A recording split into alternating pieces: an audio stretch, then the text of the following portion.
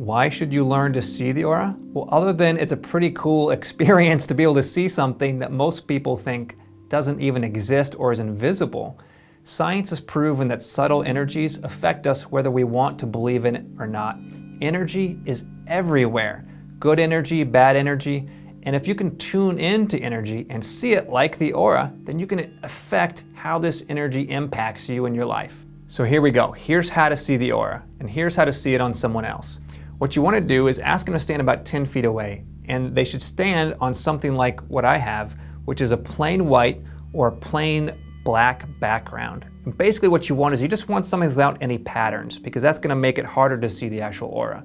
Next, look at the person's nose right about here, and you want to look with a relaxed gaze. That means you don't want to stare. Don't look at the nose, because the nose isn't the aura. What you want to do is you want to stare at the nose, and then with the relaxed gaze, use your peripheral vision. The peripheral vision basically means looking out of the corner of your eyes.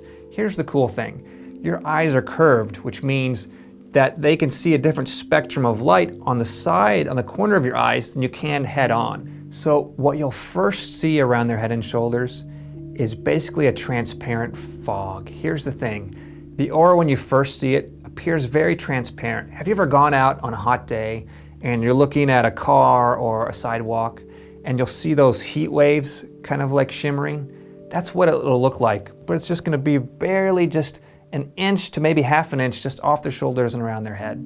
Once you catch it, you just want to keep your gaze relaxed. Don't get excited and stare right at it, because then it's probably going to disappear, okay? So once you catch it, just quietly observe it, just watch it, and just notice it. It's like you're just studying it. And as you begin to study it, that's when the aura is going to start to grow brighter and to come more into focus. Now, if you're looking at their nose and you're trying to use your peripheral vision and you can't quite catch it, move your vision from right at their nose to the center of their forehead. Just a slight movement up. Sometimes just that slight movement is all it takes to just catch it just for the first time. Because what you're trying to do is just notice it, and once you notice it, just to stay on it until you can see that it changes just a little bit. Some people can see the aura right away, others take a few minutes.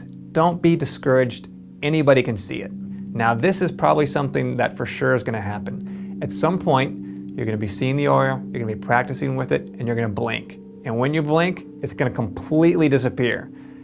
Don't panic. This happens to everybody. Here's the funny thing, is that your mind, your consciousness, is plugged into your brain and your body, right? Whenever you blink like that, it tells your consciousness to reset. So remember, because you're watching the aura, you're tuning into that frequency of energy.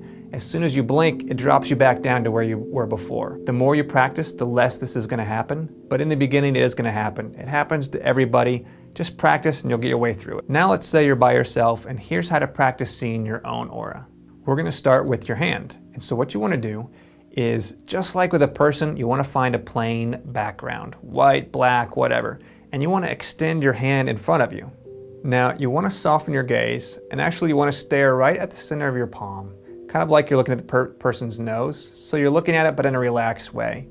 And you want to look around the edges of your hand and your fingers.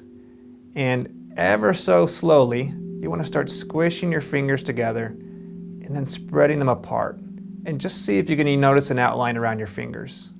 Just squish them together and then spread them apart. And if you squish your fingers together, then just start moving your hand like you're waving at yourself, just kind of slowly side to side. And it's the same thing, just like with a person, is you're just trying to notice that faint outline first. And once you catch the outline, sometimes the movement helps, but once you catch that faint outline, you want to stop, and then you just want to, in a relaxed way, just focus on trying to bring the aura more into view. The movement is just trying to get the aura to move into just the right spot in your peripheral vision, and then sometimes you'll notice it just kind of pops right out. And here's the cool thing, you can also do it with your foot. And I used to do this all the time when I was lying in bed. I'd wake up in the morning, 15 minutes early, and I would just move my foot, and I would just twist it back and forth, and I would look at the aura around my toes and study my foot. In the next video, I'm going to show you how to be able to see energy in the air. Here's the cool thing, it's not really in the air, it's everywhere. So you're going to learn how you can see energy everywhere. If you're able to see the aura, share your excitement. Include a comment below telling us about it, then join us on Facebook. That's all for today. Thanks for watching, and I'll see you next time.